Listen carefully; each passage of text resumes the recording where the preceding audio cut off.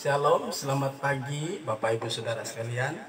Selamat bertemu kembali dengan renungan SOS. Puji Tuhan. Mengawali renungan kita satu di dalam doa. Bapa di dalam surga, kami mengucap syukur pagi yang indah ini kami datang kepadamu. Karena anugerah-Mu Engkau sudah jaga dan pelihara kami seperti menjaga biji matamu di sepanjang malam yang berjalan. Terlebih istimewa Tuhan, pagi yang indah ini Engkau sudah bangunkan kami dengan roh, jiwa, dan tubuh yang sudah diberkati oleh Tuhan. Terima kasih Bapa. Bapa mengawali seluruh aktivitas kami di sepanjang hari ini. Kami rindu mendengarkan program SOS, yaitu renungan kebenaran firman-Mu. Untuk itu mari Roh Kudus tolong kami, biar kiranya Roh Kudus membuat kami mampu menangkap kebenaran firman-Mu, sehingga ini menjadi kekuatan baru di dalam menjalani hari ini, di dalam aktivitas kami yang berbeda-beda. Terima kasih Bapa. Dalam nama Yesus kami sudah berdoa dan mengucap syukur kepadamu. Haleluya. Amin. Puji Tuhan. Saudara yang kekasih, saya akan membaca kembali nas pokok kita yang masih tetap pada Mazmur 1 ayat 1 sampai ayat yang ketiga. Saya akan bacakan demikian bunyi firman Allah, ya. Jalan orang benar dan jalan orang fasik, ya. Berbahagialah orang yang tidak berjalan menurut nasihat orang fasik, yang tidak berdiri di jalan orang berdosa, dan yang tidak duduk dalam kumpulan pencemooh. Tetapi yang kesukaannya ialah Taurat Tuhan, dan yang merenungkan Taurat itu siang dan malam. Ia seperti pohon yang ditanam di tepi aliran air, yang menghasilkan buahnya pada musimnya, dan yang tidak layu daunnya. Apa saja yang diperbuatnya pasti berhasil. Nah, puji Tuhan, kemarin kita sudah masuk pada bagian yang pertama, yaitu orang yang dikategorikan sebagai orang yang berbahagia di hadapan Tuhan ialah yang tidak berjalan menurut nasihat orang fasik, ya. Kita sudah lihat kemarin, ya. Jadi orang percaya itu tidak boleh berjalan di dalam nasihat menurut nasihat orang fasik, ya. Kita sudah lihat kemarin alasan-alasannya, ya. Alasan yang pertama adalah, ya, karena kita bukan orang fasik, ya. Jadi kita tidak boleh berjalan menurut nasihat orang fasik. Kita orang-orang yang telah dilahirkan baru, telah menjadi ciptaan baru. Sesungguhnya yang lama, ya, karakter hidup kita yang lama sudah kita tinggalkan, kemudian kita menerima, ya, karakter yang baru di dalam Tuhan. Sebabnya kita disebut sebagai orang-orang yang sudah dilahirkan kembali, ya. Di dalam Roma 12 kemarin dikatakan supaya kita jangan menjadi serupa dengan dunia ini, tetapi berubahlah sesuai dengan pembaharuan budimu, ya. Jadi kita sebagai orang-orang percaya yang sudah dilahirkan kembali oleh air dan roh, kita tidak boleh berjalan menurut nasihat orang fasik, ya. Kita harus meminta nasihat kepada orang-orang bijak. Orang bijak ini masuk di sini adalah orang yang memiliki wawasan pengetahuan firman Tuhan lebih luas dibanding kita. Ya, kita sebagai orang percaya pasti akan banyak mengalami masalah-masalah, ya. Tetapi ketika kita menghadapi masalah, jangan kita meminta nasihat kepada orang fasik. Ya, harus kepada orang-orang yang sudah dilahirkan kembali. Mereka dikategorikan sebagai orang bijak. Di Amsal 9 ayat 9 bagian A berkata, berilah orang bijak nasihat, maka ia akan menjadi lebih bijak. Amin, saudaraku, ya. Jadi kita orang-orang yang sudah dilahirkan kembali tidak boleh, ya, meminta nasihat kepada orang-orang fasik, ya, apabila kita menghadapi masalah dan persoalan. Tapi mari kita meminta nasihat kepada orang-orang bijak, artinya orang yang lebih luas rohaninya dibanding kita, agar supaya kita mendapatkan jalan keluar, ya. Nah, pagi yang indah ini kita akan masuk pada bagian yang kedua, yaitu orang yang berbahagia. Dia dikategorikan orang yang berbahagia di hadapan Tuhan ialah yang tidak berjalan menurut nasihat orang fasik, ya. Jadi kita akan lihat, yaitu yang tidak berjalan menurut nasihat orang berdosa. Nah, tadi orang fasik ya. Kemarin kita sudah bahas tentang siapa orang fasik itu.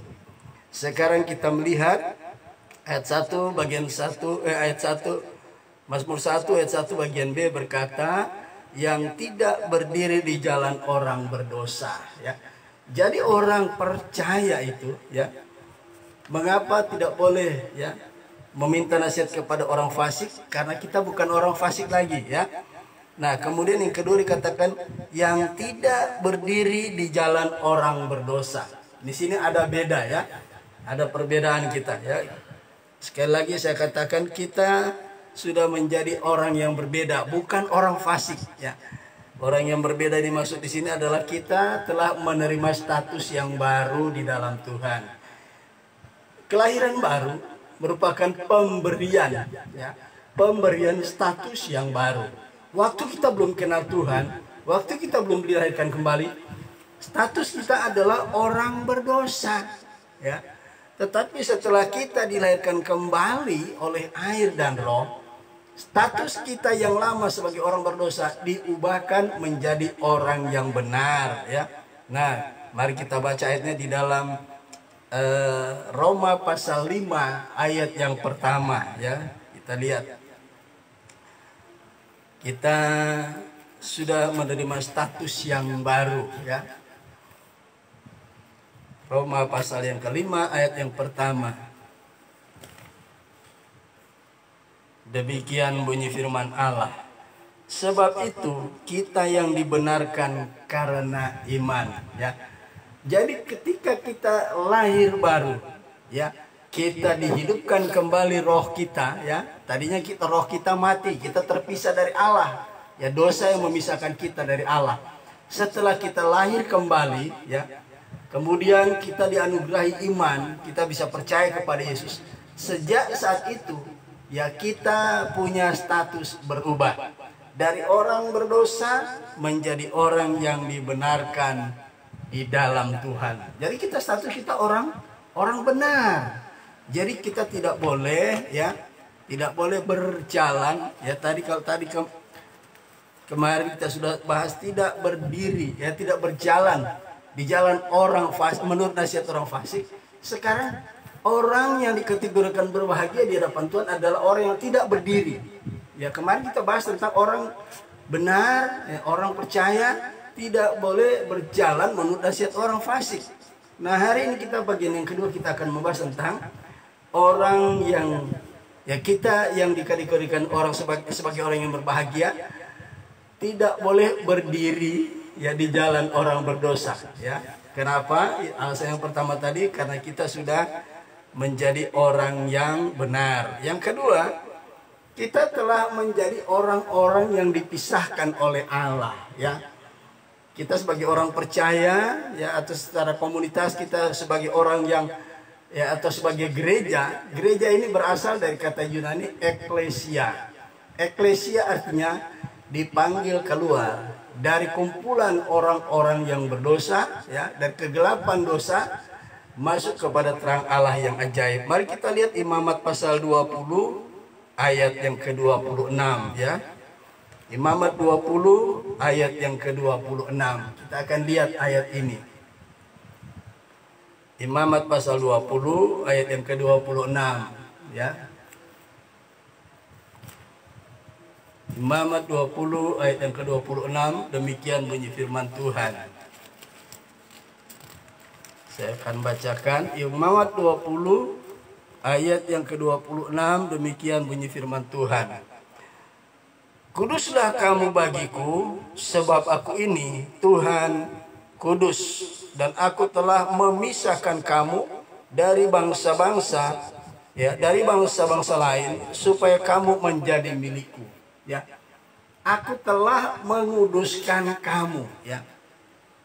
Di sini kembali saya bacakan, kuduslah kamu bagiku sebab aku ini Tuhan kudus, dan aku telah memisahkan kamu dari antara bangsa-bangsa lain supaya kamu menjadi milikku. Jadi kata kudus yang dimaksud di sini dalam teks asli ya, dalam teks asli Ibrani dipakai kata kados ya. Sementara dalam teks atau tekstus receptus atau dalam teks asli Yunani Perjanjian Baru dipakai istilah hagios. Baik kados maupun hagios memiliki pengertian yang sama. Ya, kita orang-orang yang telah dipisahkan ya, dari orang-orang berdosa untuk menjadi miliknya Allah, untuk dipakai oleh Allah. Ya, jadi kita sebagai orang-orang yang sudah dipanggil keluar dari kegelapan dosa, masuk pada terang Allah yang ajaib. Kita telah dipisahkan, kita akan dipakai oleh Tuhan. Ya, kita orang-orang yang sudah dipisahkan. Jadi kita tidak boleh lagi bercampur dengan orang-orang berdosa. Ya, kita tidak boleh berdiri ya bersama dengan orang berdosa. Artinya kita tidak boleh bergaul lagi dengan mereka. Ya, kecuali dalam konteks kita mau menginjili mereka. Dalam konteks kita mau bersaksi tentang Tuhan, nah itu boleh. Tapi kita sudah tidak boleh lagi berdiri ya di dalam kumpulan orang-orang berdosa ya. Nah, mari kita lihat referensinya, ayat referensinya lagi ya. 2 Korintus pasal yang ke-6 ya, 2 Korintus pasal yang ke-6 ayat 15 sampai ke 18. 2 Korintus pasal yang ke-6 ayat yang ke-15 sampai ayat yang ke-18 ya. Kita akan lihat firman Allah di dalam 2 Korintus pasal 6 ayat 15 sampai 18. Ya, perhatikan, saya akan bacakan. Persamaan apakah yang terdapat antara Kristus dan Belial? Ya. Kristus dan Belial tidak memiliki persamaan, justru perbedaan ya. Itu bagian A. Bagian B, apakah bagian bersama orang-orang percaya dengan orang-orang yang tidak percaya? Ya, tidak ada kesamaan saudara, tidak ada bagian ya. Jadi orang percaya tidak akan mendapat bagian dengan orang berdosa ya. Saya baca lagi bagian B, apakah bagian bersama-sama orang percaya dengan orang-orang tidak percaya ya? Tidak ada bagiannya ya. Orang percaya dan orang belum percaya ada perbedaan ya. Ayat 16. Apakah hubungan bait Allah dengan berhala? Ya, tidak ada hubungannya bait Allah dengan bait Allah dengan berhala ya. Ayat ini bagian B, ayat 16 bagian B. Karena kita adalah bait Allah yang hidup menurut firman Allah ini ya. Jadi karena kita adalah bait Allah yang hidup ya. Jadi tidak ada hubungannya antara bait Allah dengan berhala ya. Kita adalah bait Allah yang hidup ya. Jadi kita sebagai orang yang sudah dipisahkan ya, menjadi miliknya Allah. Kita tidak ada bagian apa-apa dengan orang yang belum percaya kepada Yesus. Kita adalah bait Allah. Bait Allah artinya milik Allah. Bait Allah artinya orang yang sudah dipisahkan. Jadi kita tidak boleh ya berdiri bersama-sama dengan mereka dalam arti kita bergaul dengan mereka. Ayat yang ke-16 bagian B berkata ini, karena kita adalah dari bait Allah yang kudus yang hidup menurut firman ini. Aku akan diam bersama-sama dengan mereka dan hidup di tengah-tengah mereka, dan aku akan menjadi Allah mereka dan mereka akan menjadi anak-anakku ya. Kita adalah bait Allah yang hidup ya. Jadi orang percaya itu tidak mendapat bagian apa-apa dengan orang berdosa. Tidak boleh berdiri dengan mereka. Artinya kita tidak boleh menjadi seperti mereka lagi. Sebab kita punya status sudah diubahkan. Jadi apabila kita tidak berdiri, tidak bergaul dengan orang-orang berdosa, di sini Tuhan berkata, aku akan diam bersama-sama dengan mereka ya. Kemudian dikatakan, dan hidup di tengah-tengah mereka, dan aku akan menjadi Allah mereka, dan mereka akan menjadi umatku. Jadi Tuhan mau ya, kita sebagai orang-orang yang berbahagia di hadapan Allah, kita harus terpisah dengan orang-orang yang tidak percaya. Di sini Tuhan mau di ayat yang ke-16 kita membangun hubungan yang intim dengan Tuhan. Ya, kita harus membangun hubungan yang intim. Ya, di sini Tuhan berkata, aku akan diam bersama-sama dengan mereka. Ya, kedua, dan hidup di tengah-tengah mereka. Ya, aku akan menjadi Allah mereka dan mereka akan menjadi umatku. Ya, nah Tuhan mau bersekutu bersama-sama dengan kita, membangun keintiman dengan Tuhan. Itu yang Tuhan mau, ya. Tidak berdiri sampai 18. Dan Tuhan mau kita tidak boleh sama dengan mereka, saudara, ya. Dan ayat 17 Tuhan katakan apa? Sebab itu, ya. Sebab itu keluarlah kamu dari antara mereka dan pisahkanlah dirimu. Ya. Lagi kata dipisahkan ini diulang oleh Tuhan. Kita harus terpisah dari orang-orang yang belum percaya kepada Tuhan. Ya. Karena kita sudah menjadi baitnya Tuhan, bait Allah.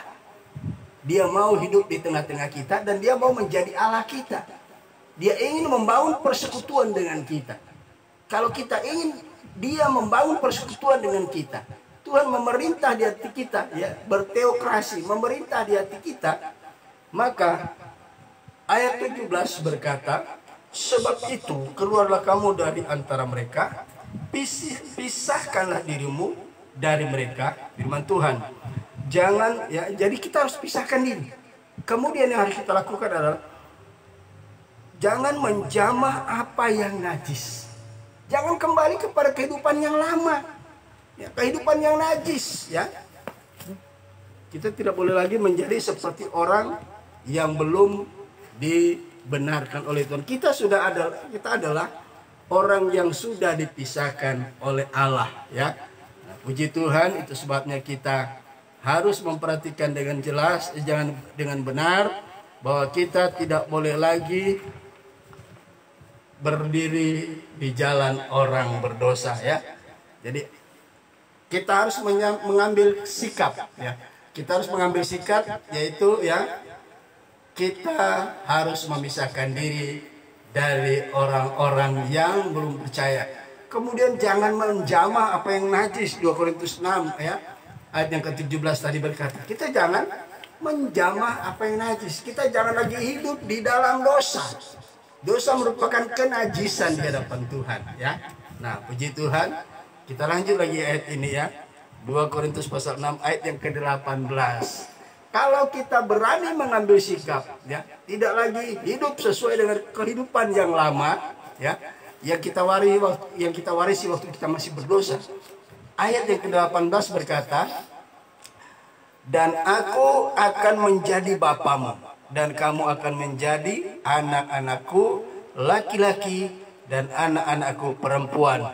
Demikianlah firman Tuhan yang Maha Kuasa. Jadi ayat 17 ini merupakan warning bagi kita. Kalau kita ingin seperti yang dikatakan ayat 16, kita akan menjaga, membangun keintiman dengan Tuhan, maka kita harus memisahkan diri dari orang-orang berdosa. Ya. Tidak berada di kumpulan orang berdosa. Ya.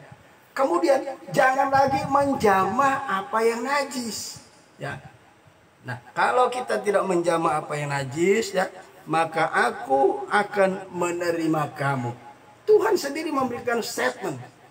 Jika kita tidak lagi, ya, kita terpisah dengan orang-orang berdosa, kita tidak melakukan hal-hal yang najis, maka aku akan menerima kamu.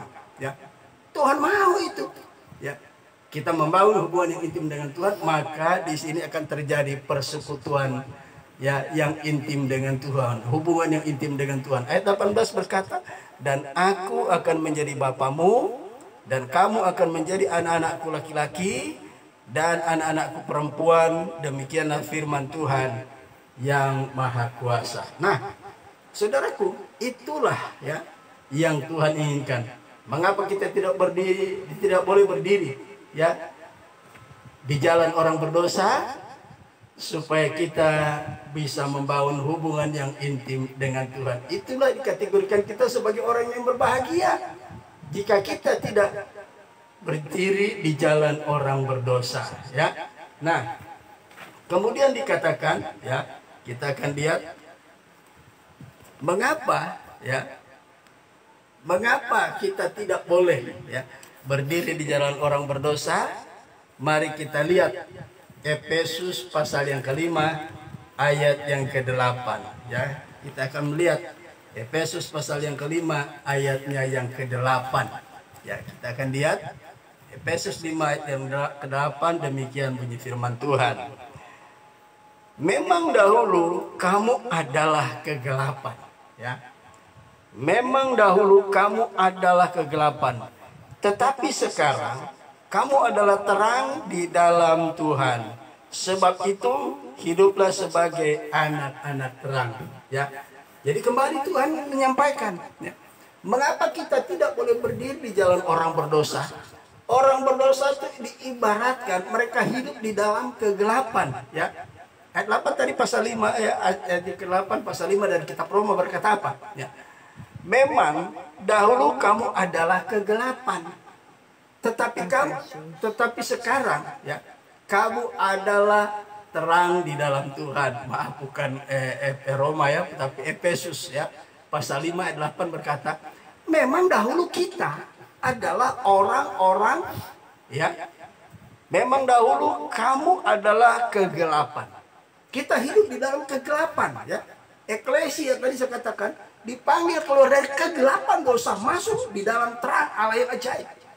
Tetapi sekarang setelah kita lahir baru terima Yesus ya, dikatakan ayat ini bagian B, tetapi sekarang kamu adalah terang di dalam Tuhan ya. Nah, kalau kita sebagai terang di dalam Tuhan ya, sebab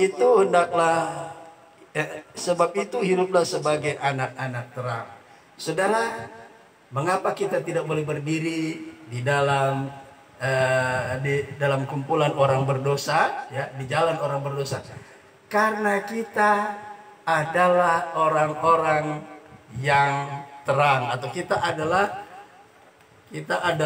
orang-orang ya yang bukan lagi orang-orang kegelapan ya. Kita adalah orang-orang yang terang ya. Kita harus menjadi kesaksian ya. Matius pasal 5 ayat 14 sampai 16 ya, kita lihat. Kita adalah orang-orang terang, bukan lagi orang-orang kegelapan. Ya, jadi orang yang belum terima Yesus, mereka adalah orang-orang kegelapan. Matius 5 ayat 14. Kamu adalah terang dunia. Kota yang terletak di atas gunung tidak mungkin tersembunyi. Saudara, kamu adalah terang dunia. Diibaratkan kehidupan akhir zaman ini, orang-orang yang sudah terima Yesus itu bagaikan terang yang ada di atas gunung. Terang yang ada di atas gunung. Orang yang ada di bawah gunung melihat, ada cahaya, ada terang. Siapa? Itu adalah kita sebagai orang percaya. Dianalogikan sebagai terang. Di tengah-tengah dunia dan penuh dengan kegelapan dosa, ada banyak orang ingin mencari terang supaya jalan hidup mereka menjadi terang. Ya. Nah, kemudian diibaratkan pula ya di sini ayat yang kelima ayat Matius 5 ayat 14, kamu adalah terang dunia, kota yang terletak di atas gunung tidak mungkin tersembunyi. Ya, jadi kita sebagai terang dunia itu menjadi kesaksian bagi orang yang belum terima Yesus. Kita dilihat orang, kita disaksikan orang. Jadi kita sebagai orang-orang terang harus bisa menjadi kesaksian. Bisa menjadi berkat bagi orang-orang yang belum hidup di dalam terang. Ya, di Yohanes 8 ayat 12 saudara tidak perlu baca. Ya, saudara tidak perlu buka. Di sana dikatakan, ya, akulah terang dunia. Yesus adalah terang dunia. Berarti dunia ini masih dalam kondisi kegelapan. Ya. Dunia ini berarti sedang berada di dalam kegelapan. Ya, kegelapan apa? Dunia sedang digelapkan oleh dosa di akhir zaman ini. Ya. Dan Yesus adalah terang dunia. Tetapi di dalam Matius pasal yang kelima ayat 14, Tuhan katakan waktu khotbah di atas bukit, kamu adalah terang dunia. Kota yang terletak di atas gunung tidak mungkin tersembunyi. Ayat 15 ya. Lagi pula orang tidak menyalakan pelita atau meletakkannya di bawah gantal, melainkan di atas kaki dian, sehingga menerangi semua orang di dalam rumah. Ya. Tadi kita adalah terang dunia. Jadi kota yang di atas bukit tidak mungkin tersembunyi kalau ada di sana ada terang. Ya, itu artinya di luar Tuhan, ya, di luar di luar konteks keluarga. Ayat 15 dikatakan kita adalah bagaikan pelita yang harus ditaruh di atas kaki dia untuk menerangi orang di dalam rumah. Kalau kita sudah terima Yesus, maka wajib hukumnya kita menjadi terang bagi keluarga, ya. Bagi keluarga kita harus menjadi terang, ya. Kemudian bagaimana caranya kita bisa menjadi terang di tengah-tengah keluarga yang belum mengenal terang Tuhan? Ayat 16 berkata, demikianlah hendaknya terangmu bercahaya di depan orang, supaya mereka melihat perbuatanmu yang baik dan memuliakan Bapamu. Ya, bagaimana kita bisa menjadi terang, menjadi kesaksian di tengah-tengah keluarga? Kalau kita baru seorang diri di tengah-tengah keluarga, setiap perilaku kita dan tindakan kita itulah yang akan, atau perbuatan kita itulah yang akan dilihat oleh orang-orang di rumah. Kalau kita di rumah baru seorang diri yang menjadi terang, maka kita harus menjadi kesaksian di tengah-tengah keluarga. Melalui apa? Perilaku kita, sikap kita, dan perbuatan-perbuatan kita. Ya, itu sebabnya kita harus menjadi terang dunia. Mengapa kita tidak boleh berdiri di jalan di jalan berjalan menurut nasihat orang fasik, ya? Mengapa kita tidak boleh berdiri, ya, di tengah-tengah orang berdosa? Karena kita sudah menjadi terang dunia, saudara. Amin. Nah, puji Tuhan, saya percaya pagi yang indah ini. Bagian yang kedua, mengapa kita tidak boleh lagi berdiri di jalan orang berdosa, ya? Yang pertama, ya, kita sudah menjadi orang yang benar. Yang kedua, kita memang telah dipisahkan oleh Tuhan. Yang ketiga, Tuhan mau kita menjadi terang, menjadi kesaksian di tengah-tengah keluarga kita. Puji Tuhan, demikianlah, ya, renungan kita pada bagian yang kedua di pagi yang indah ini. Sebelum saya akhiri dengan doa, kita akan dengarkan satu pujian untuk Tuhan. Haleluya. Haleluya. Kita dengarkan satu pujian bagi Tuhan. Haleluya.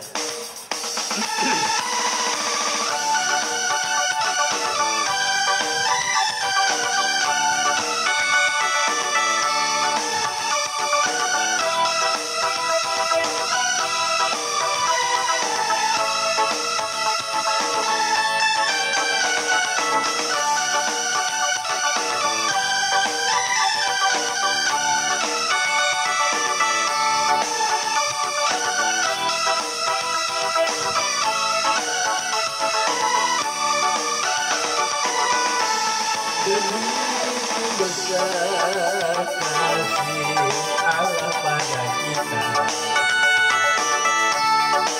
diberkatilah anak kita di mana-mana. Tuhan mengubah miskin menjadikan kaya, Dia memudahkan dan meninggikan juga.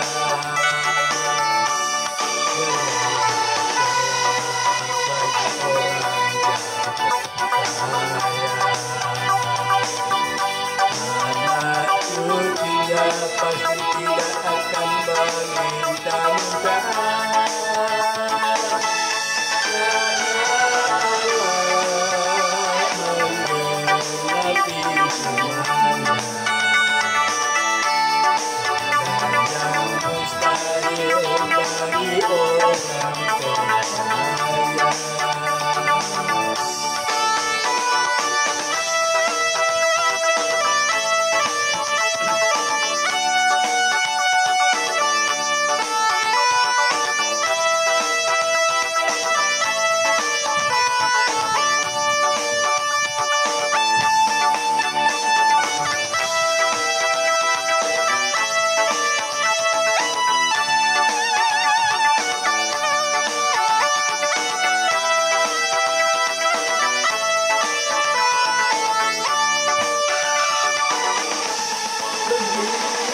Besar kasih Allah pada kita,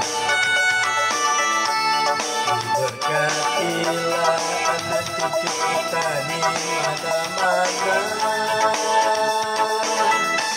Tuhan mengubah miskin dan menjadikan kaya, yang merendahkan dan meninggikan juga.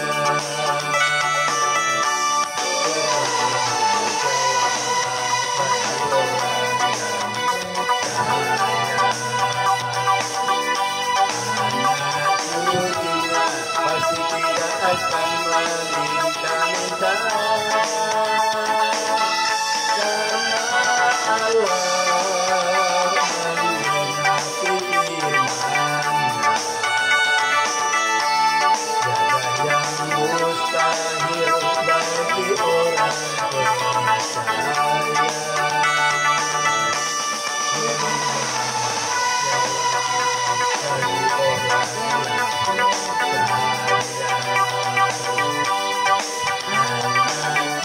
percaya. Pasti tidak akan meminta-minta karena Allah menggenapi firman-Nya. Tiada yang mustahil bagi orang percaya. Tiada yang mustahil bagi orang percaya.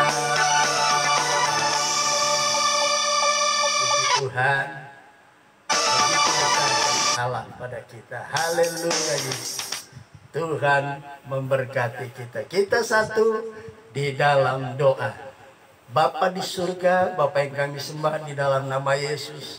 Pagi yang indah ini Tuhan, hati kami penuh dengan sukacita. Sebab kami sudah mendengarkan renungan kebenaran firman-Mu. Kami tidak boleh berdiri di jalan orang berdosa. Sebab kami orang-orang yang sudah dipisahkan oleh Tuhan. Dan Tuhan mau kami menjadi Tuhan terang bagi orang-orang berdosa yang belum menerima Tuhan. Terima kasih Tuhan. Roh Kudus meteraikan kebenaran di dalam hati kami.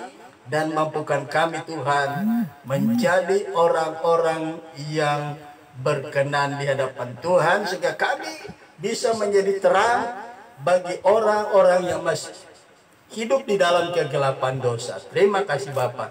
Di dalam berkat nama Yesus kami sudah berdoa dan mengucap syukur kepadamu. Haleluya, haleluya. Amin. Puji Tuhan. Sampai di sini renungan kita. Kita lanjutkan pada besok pagi hari. Haleluya. Shalom.